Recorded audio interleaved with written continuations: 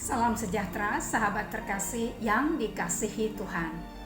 Bertemu kembali dalam kontemplasi bersama Evodia. Kontemplasi pada episode ini masih melanjutkan bagian 5 dari buku yang saya tulis, Memamah Penderitaan, Menyeruput Anugerah, Belajar dari Spiritualitas Padre Pio. Yang akan saya renungkan pada episode ini adalah Missa Rorate. Sahabat yang terkasih, sebagai bagian dari komunitas sahabat Padre Pio, saya sering mendapat tugas sebagai MC. Saya beberapa waktu vakum karena alasan-alasan tertentu bahwa saya tidak menemukan apa yang diajarkan oleh Padre Pio. Tetapi kemudian saya tergerak kembali dan saya kembali aktif untuk mengikuti spiritualitas Padre Pio. Kali ini saya mau membagikan pengalaman di dalam Missa Rorate. Setiap tahun KSPP selalu merayakan Missa Rorate. Sebelum saya melanjutkan, ada baiknya saya menyampaikan apa sesungguhnya yang dimaksud dengan Missa Rorate tersebut. Rorate celi de super et nubes fluan justum, aperiatur terra et germinet salvatorem. Yesaya 45 ayat 8. Hai langit, teteskanlah keadilan dari atas, dan baiklah awan-awan mencurahkannya. Baiklah bumi membukakan diri dan bertunaskan keselamatan, dan baiklah ditumbuhkannya keadilan. Perayaan Missa Rorate hanya dengan cahaya lilin yang temaram untuk mengingatkan kita akan perjuangan untuk tidak bersumbu pendek, berani memandang dengan jernih, meluaskan cakrawala pandang agar damai sejahtera Kristus merajai di hati kita dan di antara sesama manusia. Kiranya Tuhan yang Maha Rahim sudi membuka langitnya, menurunkan keadilan, persatuan, dan damai bagi negeri kita dan seluruh bumi. Missa Rorate merupakan perayaan Ekaristi yang dilakukan pada subuh hari, biasanya pada hari Rabu minggu terakhir sebelum hari raya Natal. Perayaan ini bermaksud menyiapkan hati menyambut Sang Pembaharu Agung, Raja Damai, Tuhan kita Yesus Kristus, yang lahir di Bethlehem. Doa perayaan ini menguatkan kita. Perayaan Ekaristi subuh ini dengan nyanyian dan lilin bernyala tanpa pencahayaan bola lampu listrik. Sahabat yang terkasih, saya belum pernah mengikuti Missa Rorate sebelumnya. Pada waktu itu saya dihubungi oleh tim dan meminta saya untuk melaksanakan tugas. Selama ini saya banyak alasan menolak karena perayaan misa dilaksanakan pada pukul 5 pagi dan pukul 4 subuh harus sudah berada di gereja. Bisa dibayangkan rumah saya yang begitu jauh dan saya harus bangun pukul 2 lalu pukul 3 berangkat supaya tidak terlambat. Kebetulan pada saat itu kondisi keuangan saya sangat prihatin.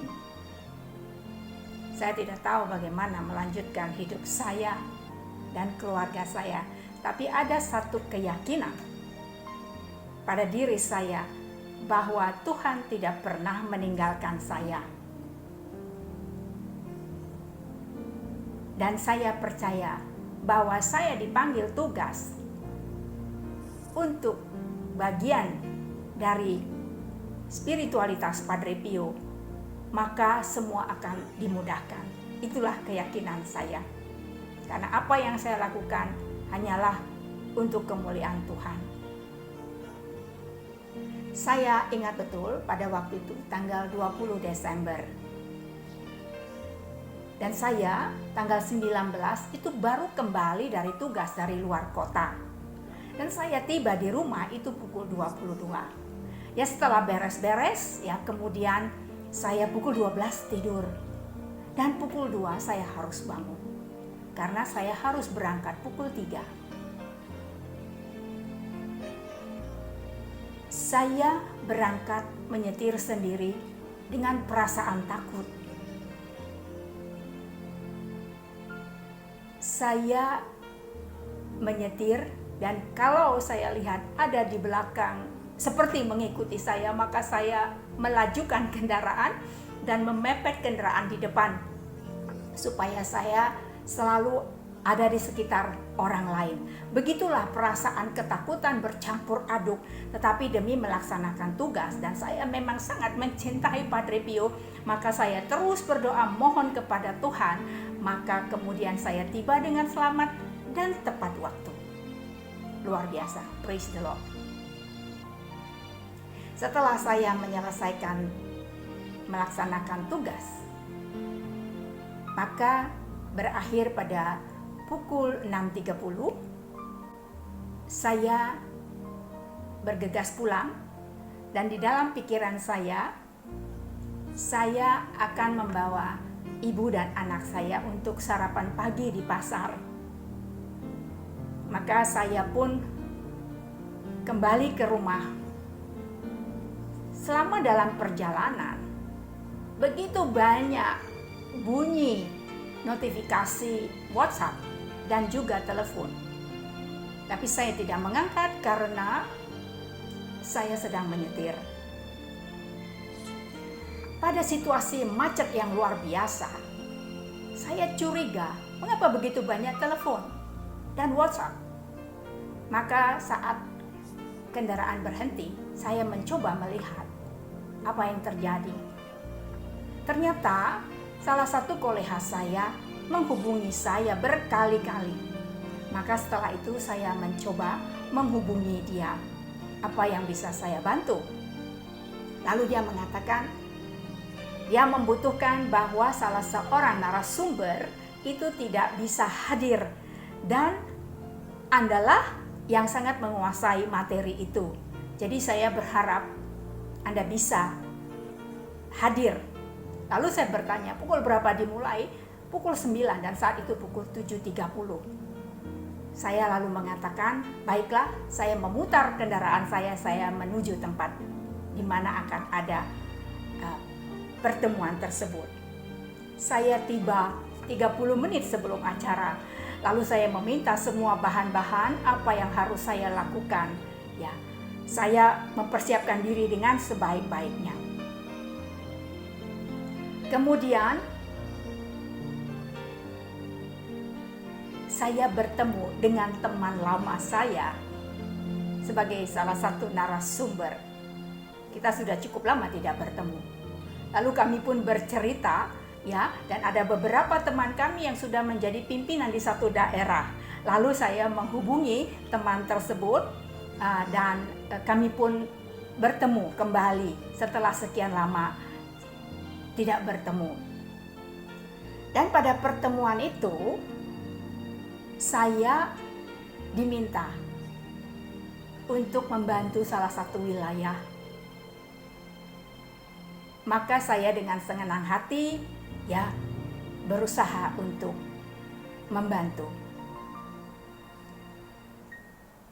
Apa yang mau saya sampaikan? Cara Tuhan luar biasa. Di awal tadi saya katakan ya, saya tidak punya uang. Kondisi keuangan saya sangat prihatin. Ada sih, tetapi saya tidak seperti biasanya. Dan adik-adik saya biasanya menjelang hari Natal, itu mereka juga tahu kalau saya sudah mempersiapkan segala sesuatu, termasuk ya pernak-pernik, makanan dan lain-lain. Tapi ini 2 hari menjelang Natal, dia melihat kenapa tidak ada persiapan. Tapi mereka diam saja. Tidak lama kemudian, salah seorang teman saya menghubungi saya kembali, lalu mengatakan, alamatnya bisa dikirim? Saya tanya, untuk apa alamat saya? Mereka mengatakan, ada sesuatu yang mau kami kirim. Lalu mereka mengirimkan sesuatu yang semua di luar dugaan saya. Mereka mengirimkan persiapan-persiapan untuk Natal. Saya sangat terharu. Bagaimana cara Tuhan menolong saya lewat berbagai peristiwa melalui spiritualitas Padre Pio. Setiap kali saya diminta bertugas untuk urusan Padre Pio, saya tidak pernah menolak. Saya juga tidak tahu mengapa pada saat itu saya menerima, meskipun saya belum tahu apakah jadwal saya sesuai atau tidak. Luar biasa. Tuhan menyediakan semuanya bagi saya. Ketika saya berserah dan hanya melakukan yang terbaik. Apa yang bisa saya lakukan tanpa memikirkan apa yang saya dapat kemudian, karena ada satu keyakinan, Tuhan tahu apa yang saya butuhkan, dan bahkan Dia memberikan apa yang tidak pernah saya bayangkan. Apa yang saya pelajari lewat peristiwa ini? Jangan khawatir. Serahkan semua padanya, maka Dia bertindak. Setiap saya harus bergumul, saya hanya datang kepadanya, bercerita semua yang saya alami, dan mohon belas kasih-Nya. Saya seperti, tanda petik, orang gila berbicara sendiri. Dalam kamar doa saya bicara dengan Yesus, Bunda Maria, dan Padre Pio. Saya ingat doa Padre Pio. Ya Tuhanku, masa laluku kuserahkan kepada belas kasih-Mu. Masa kiniku kupercayakan kepada kasih-Mu. Masa depanku kupasrahkan kepada penyelenggaraan. Terima kasih, sahabat terkasih yang dikasihi Tuhan.